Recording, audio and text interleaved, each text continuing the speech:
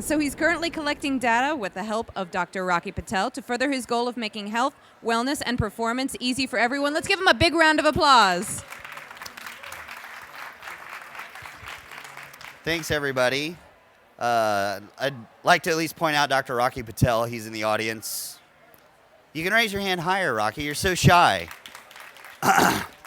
He's actually been very instrumental in helping me advance a lot of things, doing blood work on people, understanding what's going on at the internal level, which is really hard to do without the help of an MD. So, again, everybody should bug him after this instead of me. This talk is a little unique and a little interesting because the topic doesn't come up very often. It doesn't come up in athletics.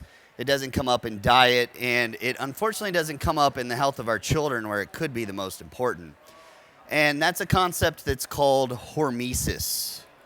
I'm not sure how many of you have heard this term, but it's Hormesis. It's hormesis, and we have hormetic effects. It's very simple. It means a little bit of something is beneficial. A lot can be very detrimental. We have this with, as Rocky would phrase it, to give him credit, the poison is in the dose. Exercise is an excellent example of a hormetic device. A little bit of exercise is often highly beneficial. A lot of exercise can start stressing you out. It can decrease performance. It can cause injuries. And we're seeing this in certain exercising paradigms right now. They've gone from the beneficial part of the effect, and they've moved into the negative part of the effect. And what I wanted to focus on rather than training in this is food items, and diet. Because there's a lot of trends happening now that have happened in the past, and unfortunately they have certain consequences. And the one most in particular here is children, and and we'll get to that, and we'll get what's going on. But first, I kind of wanted to give this 10,000-foot view of what hormesis means in the body. So the human body is this amazing homeostasis machine. It tries really hard to stay in this sweet spot of metabolism, of energy balance, of performance, of being healthy, diverting energy as is necessary, being prepared for poisons, things like that. But we have to help it out. It doesn't know how to prepare for things, and it doesn't know how to react to things if we never introduce those. So the analogy I use very often is the human body is somewhat like a bell. Imagine a bell like being there silent, it's kind of dead, but you hit it with a hammer and it goes through this chaotic motion, but then it settles down into a nice harmonic. And that's what we want to see in most systems in nature. You should be able to hit most everything with a hammer, and it should have the capacity to settle down into its natural state. What we see very often, especially with people overtraining and diet, people ride that cusp of chaos, and you hit them with a hammer, and they get thrown so far off to the side that they can't recover. Have any of you ever experienced that? Like, you feel great, everything's going well, and then one night you're out too late, you maybe have too much to drink, or you partied a little too much, and the effects of that last for a week. You feel horrible, you have a hard time recovering. That's because your body was actually not healthy. It was riding the cusp of problems, and you just pushed it over the edge. And it takes a while for it to come back. Your body should rebound very, very quickly. Unfortunately, most of us are in a situation where it can't rebound quickly. And that's where we get into stress and a stress response. Stress is that hammer. Stress is what allows the body to get hit with a hammer and come right back to center quickly. But good stress. We need positive, stressful events. Again, exercise is one of those positive, stressful events. If you never exercise, imagine an office worker, And research has shown you take somebody who sits at their desk all day and you get them to start running or start exercising. Well, guess what? You've increased their risk of a heart attack because their body has never been prepared to be hit with a hammer. And you're just literally beating the hell out of it. So it shifts to an even sicker state, and it can't recover. Now, where that comes into play with diet is when we start looking at what we're introducing into the body and what our fears are in introducing certain things. One topic that's come up and has been brought to the forefront, particularly recently in the last few years, is foods and eliminations. And you're feeling this way because you're allergic to these foods. You're feeling this way because you're allergic to this set of foods. So what's the first thing we normally do? You eliminate those foods, right? Well, the problem is when you look at the statistics, very, very, very few people are actually allergic to anything. And when you put all of the statistics together, when you say, okay, maybe 6% of people have an actual allergy to gluten, maybe 3% or less have an actual allergy to eggs, another 1% has an allergy to peanuts, that one's actually pretty low. When you put all those together, the probability that you're allergic to even one food, but more than one food, essentially vanishes. But we know there's problems. So the question is not, are you allergic to the food? The question is, why are you having a response? That brings us back to this idea of hormesis. The body should be able to handle these little toxic events. These toxic events in a healthy individual. So let's say you do have maybe a problem with nuts or a nut allergy.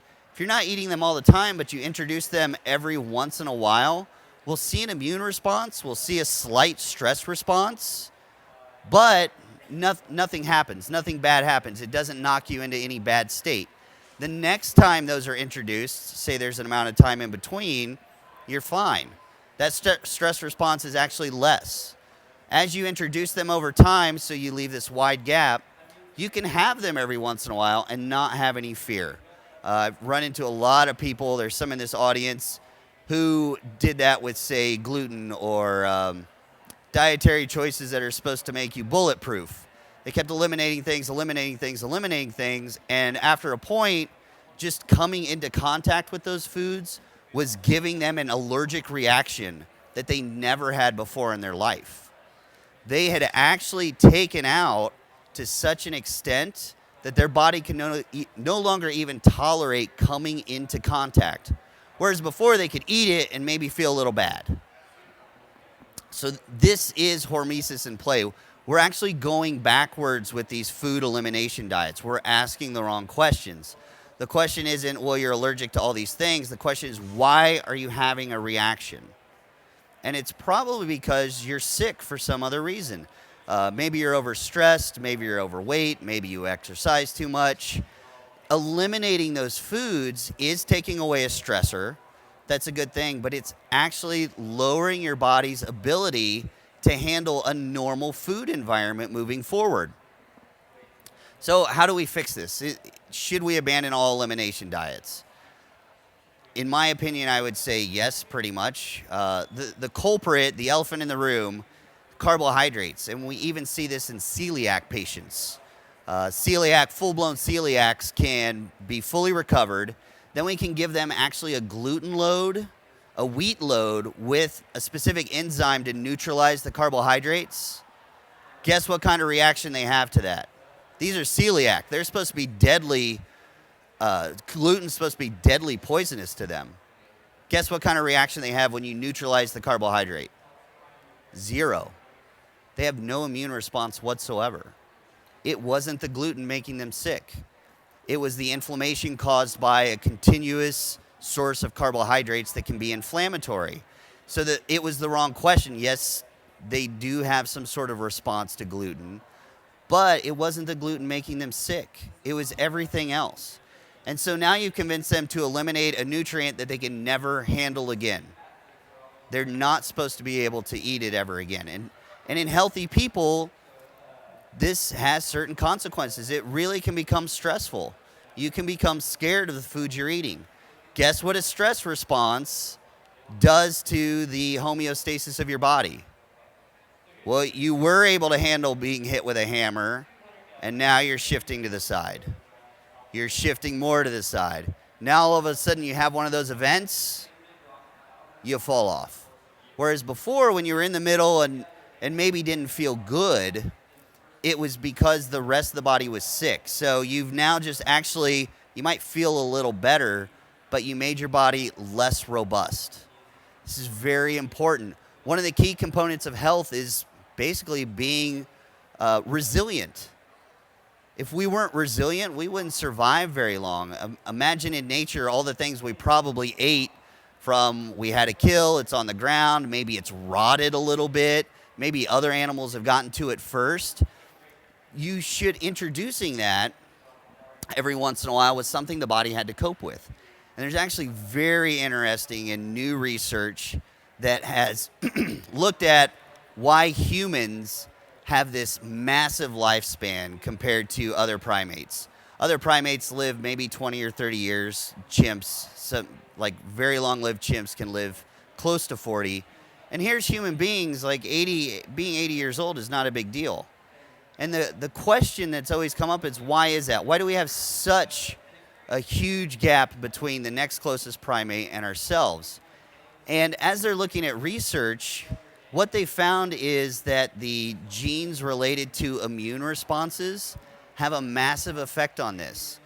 And it appears through a lot of genetic research and combing in old populations that we have access to, old mummies that we have access to.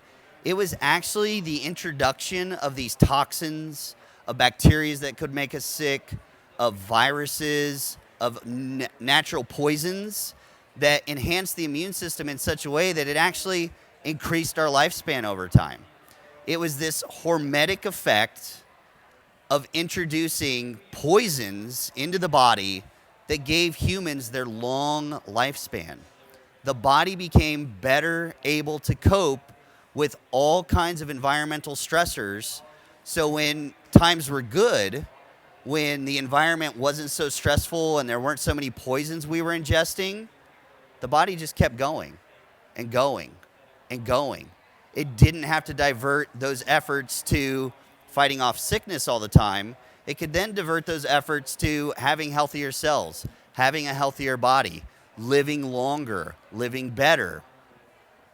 So introducing toxins every once in a while is very important to human lifespan, to human health, to the health of the immune system, to how robust somebody is. So let's step backwards. What is kind of the main premise of a lot of these ancestral health movements that we're seeing in the diet world? It's somewhat the opposite. It's not, well, maybe these things are poisonous, introduce them every once in a while. It's like, no, never have that again. You should never have peppers. You should never have, or nightshades, which is funny because potatoes are nightshades. So potatoes are okay, other nightshades aren't. You should never have gluten again. Maybe you should never eat grains. You've got all these quote unquote nevers that have real consequences for us as people or as adults. But what about kids? The gluten-free sensation has made it into mass marketing, mass media, breakfast cereals, you name it. And you can find Snicker bars have gluten-free labels on them sometimes, if they're the healthy version. So and parents always buy the cereals now that are gluten-free. They're worried about their kids getting gluten. So what we've done is we've taken a group of children, a large section of this generation, and we've eliminated a toxin from their body that they should be introduced to periodically so they can handle it later in life, and we've totally stripped it out of their diet. What are the odds that for the rest of their life they're never going to come into contact with wheat? It's very slim in this country. Unfortunately, we don't have data on what's going to happen to that. We do know they have hyperimmune responses if they are ever introduced to gluten as children. We don't know what that's going to look like when they're adults. But we do have some correlative data with childhood asthma and their exposure to environmental toxins and environmental bacteria. I don't know if anybody ever saw the Oprah episode where they had some just basically homemaker on the show, and they went through and they analyzed her house, and they looked at the bathtub, and they looked at the kitchen sink, and they showed her house was loaded with bacteria, and she had 3 children. And she started crying on Oprah because they found all this bacteria, and she was a horrible mother, and she needed to start bleaching everything. I mean, she's crying. She's in tears because she thinks she's killing her children.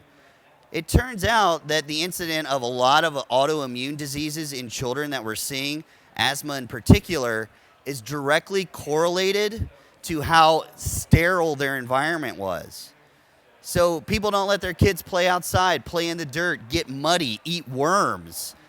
They bleach everything in the house. There's no bacteria. They live in a bubble almost in the world. They play video games all day. They aren't introduced to a lot of toxins, and now they don't get to eat gluten anymore. It's gluten-free this, gluten-free that.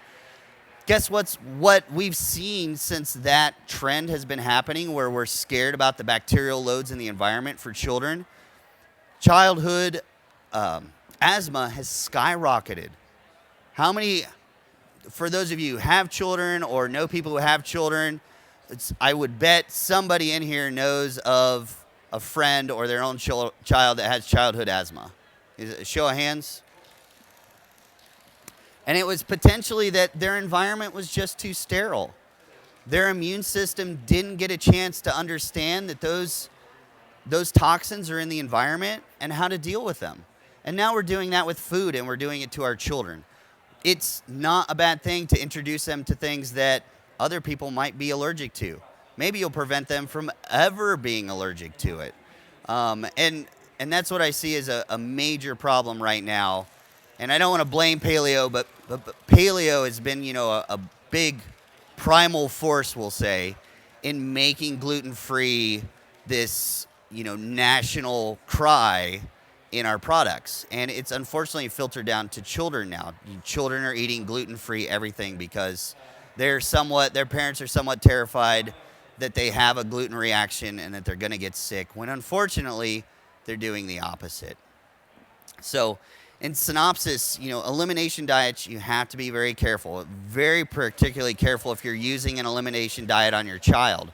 But you could actually be setting yourself up for even worse reactions than your body ever would have had by eliminating foods. And you can see this in just a simple 30-day elimination diet.